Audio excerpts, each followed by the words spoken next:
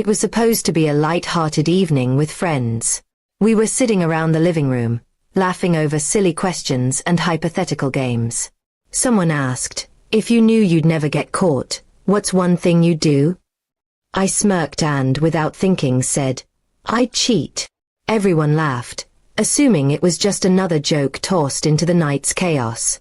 But what I didn't notice was my husband, Daniel, standing by the doorway, frozen, holding 2 cups of coffee he'd gone to refill. His smile had faded the moment he heard those words. The rest of the night carried on with laughter and music, but Daniel became unusually quiet. I thought he was just tired from work.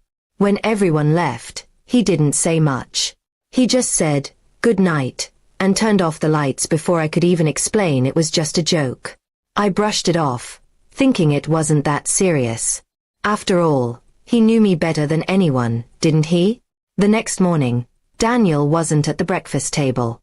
Instead, there was a folded envelope beside my cup. I assumed it was a love note or maybe a letter for work. When I opened it, my heart dropped. It was divorce papers.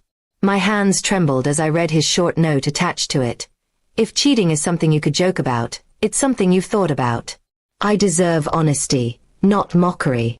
I rushed to his office in panic. When I got there, he was calm, almost too calm. "Daniel, it was a joke," I cried. Everyone laughed.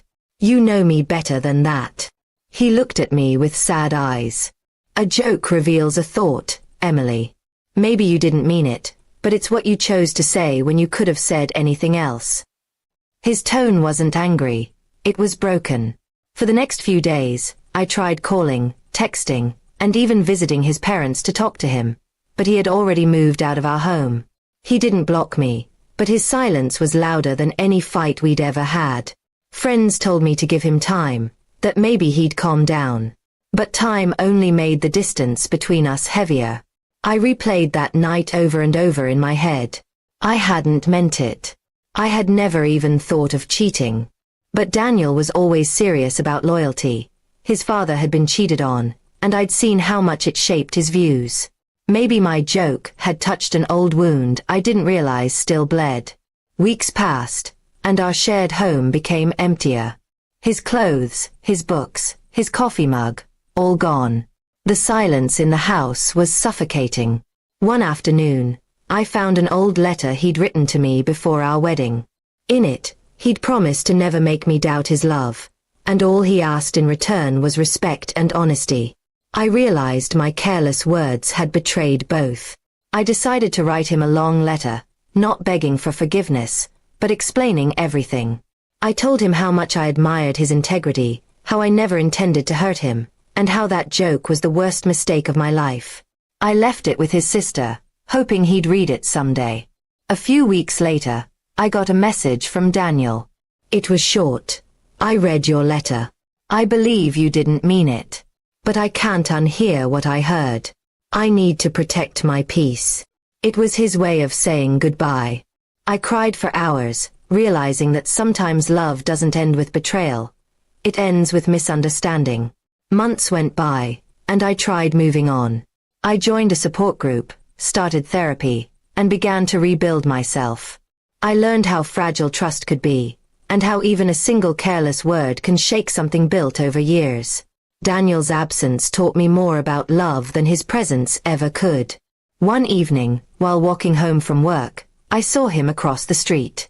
He looked well, calmer, lighter. Our eyes met briefly, and he gave a small nod, a silent acknowledgement of everything we had been. I wanted to run to him, to tell him I still loved him, but I knew it wasn't my place anymore. Sometimes, I still think about that night and how a moment of laughter turned into a lifetime of regret. I've learned to weigh my words, to understand that jokes can carry truths we don't even realize. Daniel once told me, words can't be taken back, only remembered differently. Now, I finally understand what he meant. I no longer joke about things that matter. Love, trust, loyalty, those are sacred.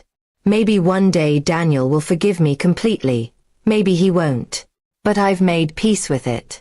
Because now I know, some lessons come wrapped in heartbreak, and some mistakes can't be undone, only learn from. And though our story ended, I'll always be grateful for what it taught me. That even a single careless word can cost you the person who loved you the most.